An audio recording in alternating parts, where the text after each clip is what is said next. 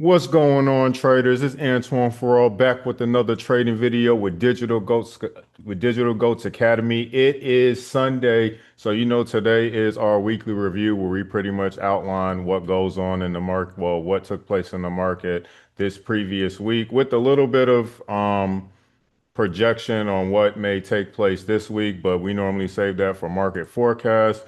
If you've been tuning into our videos, you know, go ahead and hit that subscribe button. That'll greatly help our channel grow.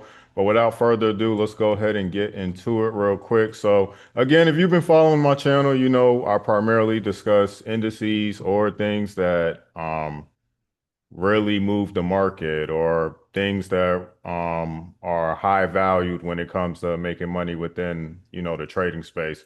So like I said, we only primarily focus on indices. So that's what I'm going to be discussing because that's what I believe where the money is in the market. So US 30 last week, well, across the board, as far as indices, last week they pretty much sold off, right? So what I like to do is start off from Sunday to well, last Sunday and talk about the market going into this Sunday. So as you can see, last Sunday, where were we at?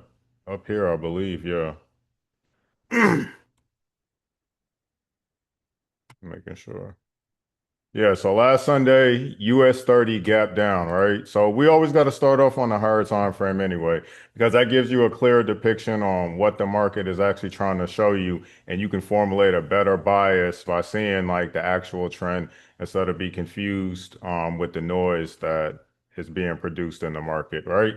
So Sunday last week, the market did gap down. It gapped down like aggressively, but within that gap, the market started playing around and actually created resistance. So you can see I normally annotate the gaps that are produced. So depending on what time frame they're produced on, I try to cover them with like a purple zone, whether it's outline or whether it's actually colored in. So anytime you see purple on my screen, that normally outlines a gap. Whether it happened like a while ago, and what we try to do is extend it forward. So with my zone, I'll extend it forward. That way I can see how long the market is, you know, playing around that gap, and I can use that information to make sense of what's going on. So last week we did create resistance within that gap. There's a lot of other annotations that I have on my charts. So if you are following our channel, you probably know what's going on, but if you don't, green highlights green highlights the 945 candle in the morning. So 9:45 a.m. That's something that we've been using at Digital Goats to help us kind of be better accurate in our analysis. But it's not something that you need as a trader. These are just, you know, data points that we try to cover again to make our analysis a little bit easier. So last week, gap down, played in that gap and actually sold off.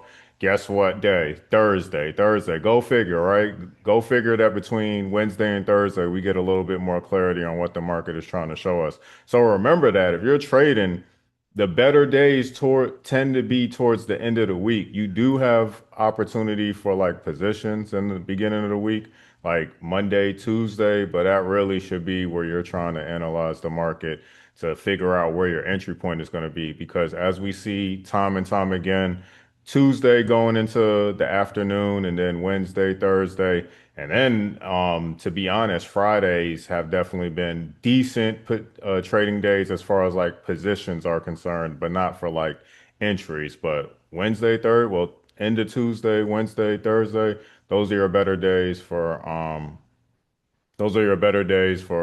better opportunities within the market.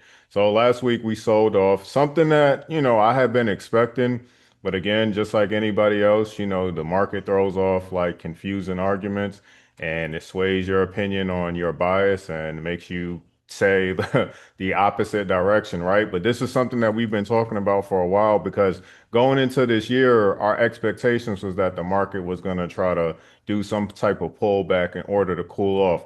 We were bullish so strong last year that, you know, in my opinion, or just from what in my experience as a trader, you have to give some of that back. You know what I'm saying? Like last year was like a straight bull move for indices. I mean, you had few corrections, but the momentum was just straight to the upside. So, what we've seen historically, you know what I'm saying, which I don't always like to use like history to kind of predict what's going on in the present, but just looking at technical analysis and historically, as far as like across the board when it comes to trading, normally around this time you have like a sell-off, or a pullback, especially as there's been new players being introduced into this market. So you have some type of pullback going into the next year. So we normally see that around February, and we can fact check that. So if you look where my cursor is at the top, you can kind of see the bottom. The bottom has the date, right? I want to look at the highest point. February 11th is the highest point that US 30 started selling from. Now, I want to confirm this by showing you last year when US 30 sold off. Now, it's not going to be the exact date, but the month.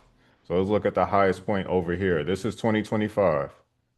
February 6th. So 5 days before, you know what I'm saying? Like 5 days prior.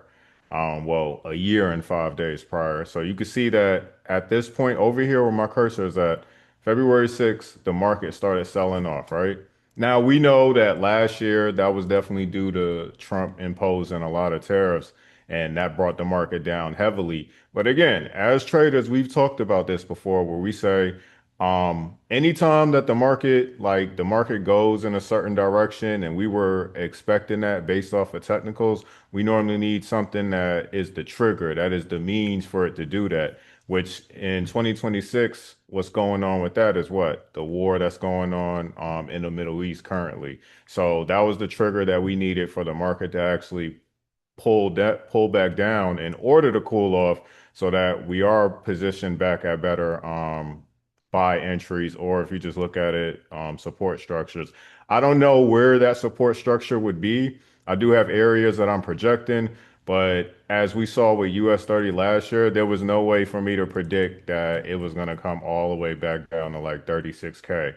But if we're having a lot of negative news within the market with war, and if Trump says some more about tariffs, we could see a reaction like last year, which means this thing can go lower than what I expected. My lowest price that I'm looking at US 30 to return back to, because if we're just following the technicals, it should want to come back as low as like 44K. But if it decides to go any lower, there's no way like I could have seen that happening. The only thing I know is that this was the last area where it broke out of, where we had consolidation. So this should be where the market is trying to target, because we know with indices, the market is definitely trying to target some form of consolidation. It did it over here. Like this was a big block and it actually targeted like 120% compared to, being equal to the low that it made. Well, I mean, kind of sort of, but the fact that the wick got pushed down extremely low, like there's no way to say, oh man, this thing was built in support down here.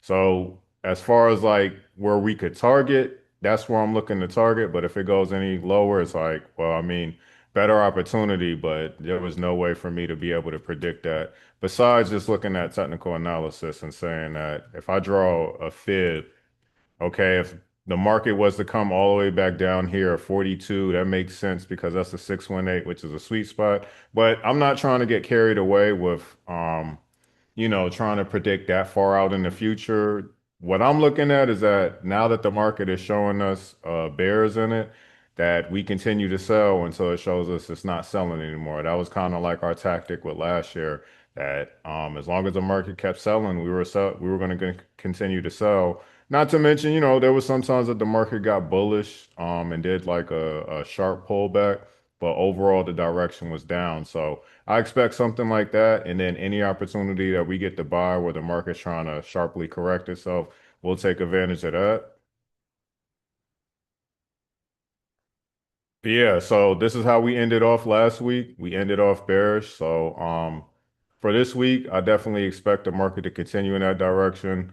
I don't want to go like too far into like what my analysis is, but if we're following like trading traditions, if you just follow the trend, that'll technically be your friend, so to speak, right? Hold on real quick. Gotta make sure.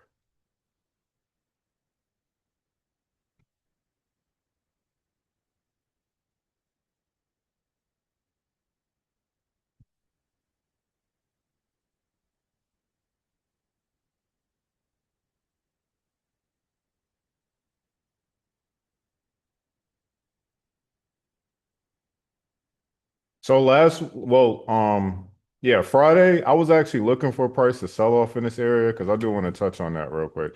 I was actually looking for a price to sell off in this area. So I was looking at this general area to be like the sell zone. But we just, since there was no momentum on Friday, it was hard to kind of gauge like if that was an actual entry point for us. But if we see the market gap down today, because today is Sunday, that should tell you a lot right there, like what the direction is trying to be, and then expect some form of a pullback with the market to carry on down. So until we get like a major pullback to these levels, I'm expecting if we do get that, which again, anytime I see a gap made, especially a major one, I know that price can play within the zone. So after we get the continuous sell-off, well, the initial push down, the market should want to come back and like test either close, either up into these levels or somewhere close if we're continuing to trend down. You know what I'm saying? Like, if we're continuing to trend down strong. Now, if the market is already like in its motion to like start selling off, then we probably won't get those pullbacks to these zones. But it's just, what did I used to say? Like allowing room for giving yourself room to breathe. So just be open-minded to like where the pullback zones could possibly be. And I know that we broke out of this area, and that's a possible entry point for the sell to continue, not for like the buy. If price was to push back up here. But we just got to see how Sunday is going to I mean, how the market is going to open up for today. But like I said, I feel like the writing is on the wall and exactly what we were looking for because we're going into Q2. It's starting to happen. We're getting that sell-off that we need. And then come towards April, possibly, we may like towards like the middle or end of April, we may start getting some opportunities to buy back up. If it works like last year, but if not, it could push further into the year where like we're bearish half of the year and then the market starts turning over closer to like midsummer, which, could possibly happen. But again, these are just things that I like to think about based off of back testing, like what I've seen throughout the previous years where the market started getting bullish at. And you normally see a movement of either it's going to be in April, May, June. Very rarely where I see like the market gets bullish at July. Now, if it were to sell off the entire year, then we're probably looking at the market getting bullish back in October, which that would be kind of insane to me. But again, stranger things have happened, I guess, right? So NASDAQ, same thing. And I feel like the NASDAQ showed us the better, like when I was looking at the opportunity for sales, I was gauging more of the NASDAQ. I don't trade the NASDAQ, but I look at it in correlation with the other big three. I mean, with the other big two, with NASDAQ, I mean with S&P 500 and US 30. So NASDAQ was giving me the better like visuals as far as like selling momentum, somewhat of S&P as well, but I was really paying attention to the NASDAQ and I was seeing all these sell moves. But again, I'm not too familiar with the NASDAQ, but every time it pushed back up to these areas, it started selling off. So last week, you can see we pushed higher than where the market gapped down from. So this is where it gapped down from last week, and it started creating support down here. But what caught my eye is that every time we came back up to the 945 candle, the market did not want to push higher. So this is the 945 candle from February 26th, and I even drew a 945 candle last week. Let me scale in so I can see. So this is the 945 candle from last week. And if I extend it, you can see that price did test back into it. What was that? Friday? Yeah, test back into it from Thursday going into Friday. Sold off. So once we continue to sell off, if we have the opportunity for like a pullback, where you think that's going to be? Back into this territory. I don't think that it'll touch this zone, but it's definitely a possibility because how close like these 945 candles are together. Now, again, this isn't something that you learn in trading. This is something that we've used to kind of help us gauge, like to create a zone based off of like a time frame to establish, okay, what form of structure are we seeing based off of this time frame? It stays below that. And I can even show you real quick with US 30 on another chart that I had.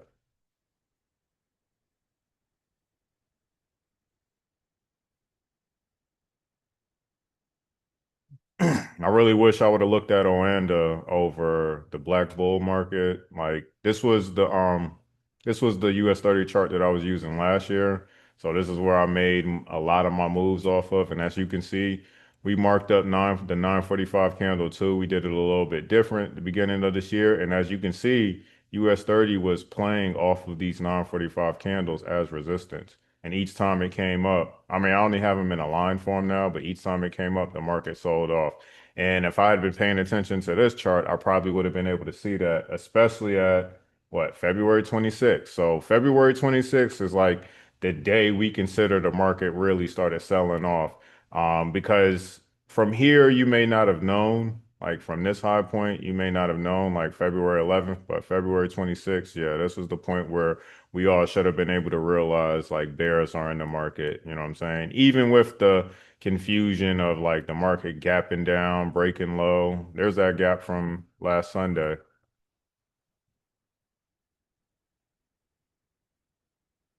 So yeah, this played above the gap, but as you can see, we closed into the gap.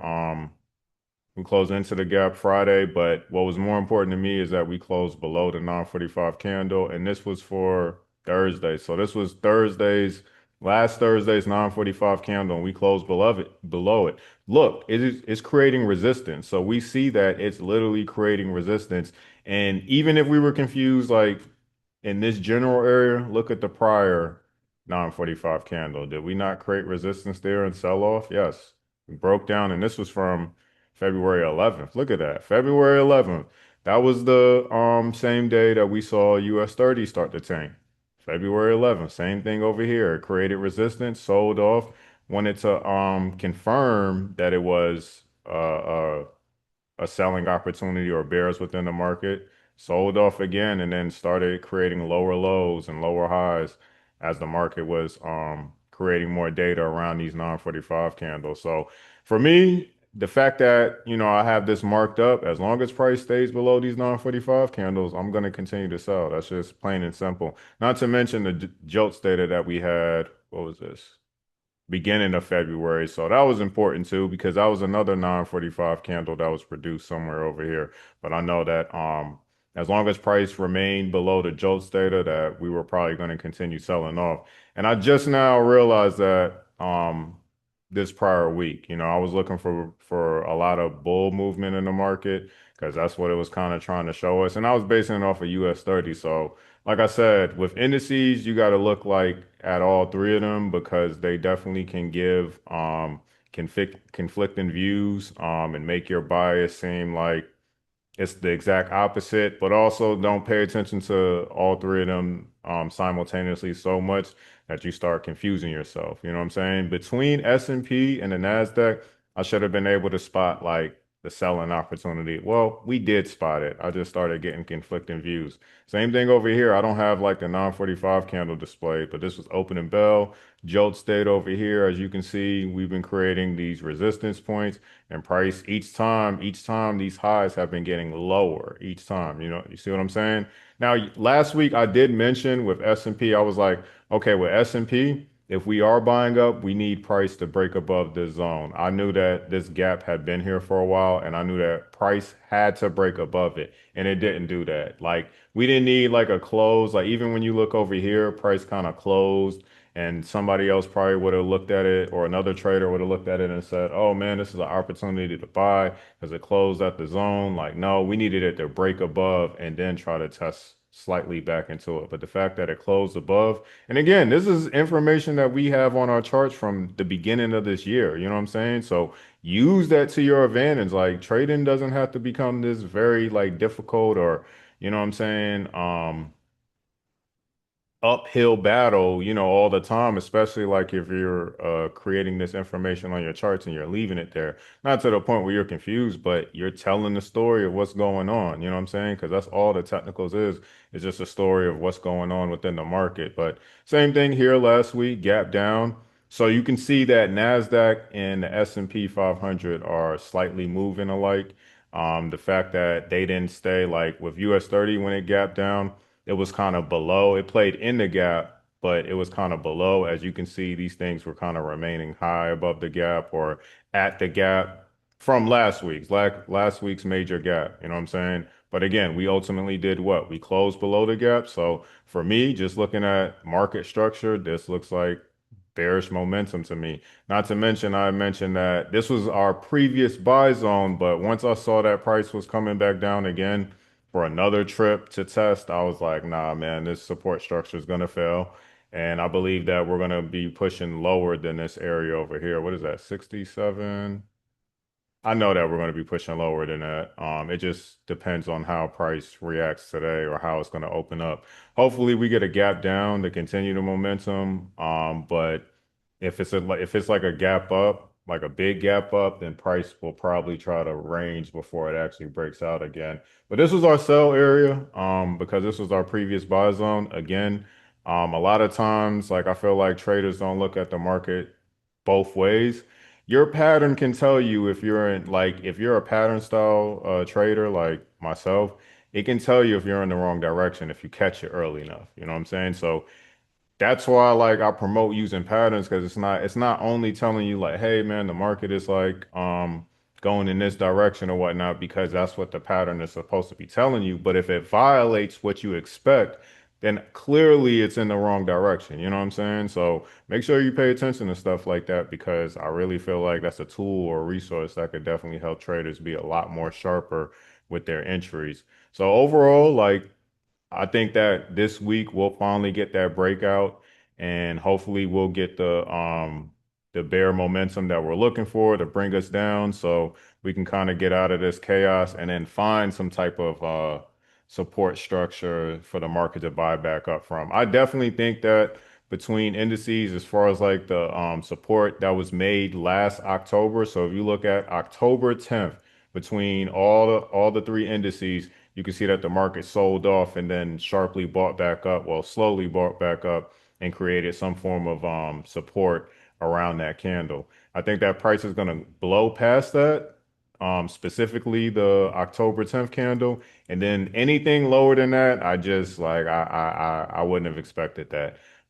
We have two options where the market could come down and just test the high to create the to continue the trend up or it can blow through all this. But the fact that we've been having a lot of negative news because we've expected this, you know what I'm saying? Not expected like war, but we expected the market to have some type of negative impact or some type of negative response where it'll trigger like a sell-off in order to pull back, just to correct itself. We're not, I know there's a lot of speculation that the stock market is crashing. It's going to get ugly, but when you look at the gains that were made with a lot of stocks last year, this is just a pullback. You know what I'm saying? It's just a cool off for the market to continue pushing in this direction, the correction it needs. You know what I'm saying? So it is going to get ugly if you don't know that you can be on the selling side in foreign exchange and you're only like on the investing side. So yeah, it's definitely going to get ugly, but this is where it goes into diversifying your portfolio. And I know talking a little bit about the stock market,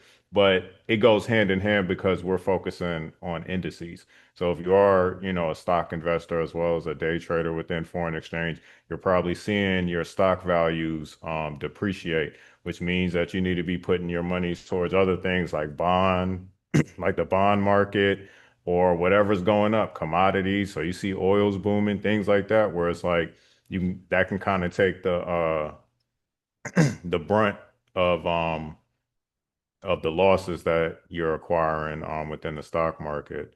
But yeah, so like, you can take that advice if you want. You don't have to. I'm definitely going to utilize that and make better decisions going on into the rest of this year. But that's all we're doing between indices. We're waiting on the market to sell off.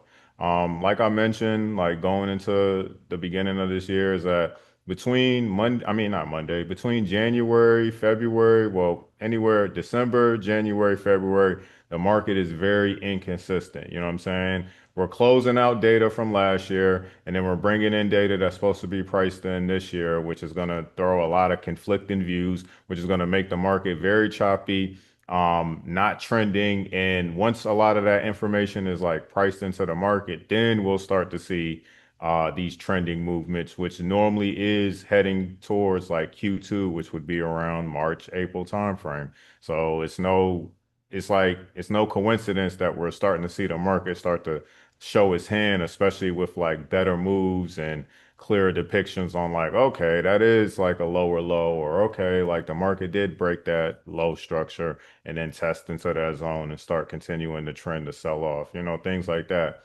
But last but not least, I want to just discuss Bitcoin and that'll close out our session. Now, Bitcoin, when I discuss Bitcoin, I kind of mean this universally for like the entire crypto community. So obviously, not every coin is going to be represented in this way, but when you look at Bitcoin, it's probably like the leading index. So it's the godfather of cryptocurrency. So it's like whatever it does, it kind of forces the other tokens, crypto tokens, to follow suit as well. So remember, we were discussing this before that we were thinking that Bitcoin was going to come low and that, there was a possibility that price could go all the way back down to 24K. I'm still open to that, but again, we got to look at the pit stops that the market is trying to make. We got to see where price is trying to create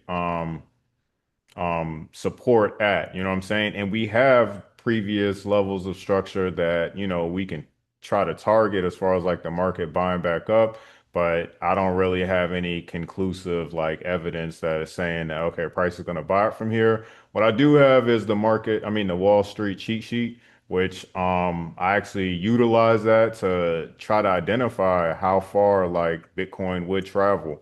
And before Bitcoin made this sell-off, we had already said that Bitcoin was coming at least to 65K. That was our first stop that we said where we could start possibly seeing buyers entering the market again, which we did. We did see buyers enter the market slightly, but not big buyers. So what it's looking like is that this trend is going to continue down. Let's see what happens Sunday. There's not really much to discuss because it's been consolidating. Where's Sunday at?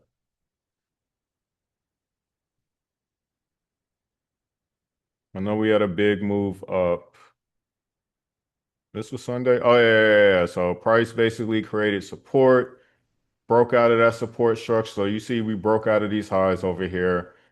Now, for me, looking at this, the only thing I'm looking at price doing is that it's like price it's trapped. It's bouncing between these zones that we've already had marked up. So this was a consolidation structure. One thing I know is that when price breaks a consolidation structure, which again, if you follow our channel, you know that my consolidation is highlighted in what is this, tan or orange, whatever color that is. So you always see the same thing on what I'm trying to display. So I don't really need to write it if you've been following the videos. But anyway, anytime price has broke out of consolidation, whether it broke out of it on the buy side or on the sell side, I normally expect it to test back into the consolidation. We have an example up here, right? This was consolidation. Now, this wasn't the immediate consolidation, but as you can see, this was consolidation, how price was playing off of this support structure here. Finally broke out of that zone, test right back into the consolidation zone right here, a little bit below it, and then fell off. So I didn't expect the market to do something similar to this, but again, broke the consolidation pattern. We've been struggling, creating this false narrative of support. We test slightly back into this major consolidation, almost exactly like this, to be honest, yo. So I think this is the move that's going to continue bringing the market down. And then our next pit stop for Bitcoin would be 50K flat. That's our last support structure before the market possibly can go lower. Like I said, I'm open-minded to the possibility of Bitcoin coming back to like 24, 31K. And if that happens, man, that happens like I'm not even gonna go into detail about that. But if that happens, you better be prepared as an investor, man, because again, you don't get these opportunities to jump in something that made such a aggressive move on the gain side like often, you know what I'm saying? So it's like count your blessings on this one if we get it back to like 34K, but everybody better be ready to reinvest in cryptocurrency at that time. Even the people that lost money as early adopters, or if you weren't familiar with what to do within cryptocurrency. But I think that's a great opportunity, for day traders and investors if we get priced that low. I know for the crypto bros out there, that's going to be an ugly move. But again, this is why you secure your assets ahead of time. When the market looks like it's actually coming back to where you entered at. But yeah. The fact that, if Bitcoin is showing signs like bear movements, I'm expecting the same thing with indices. If you've been following foreign exchange, well, I think across the board, any form of day trading,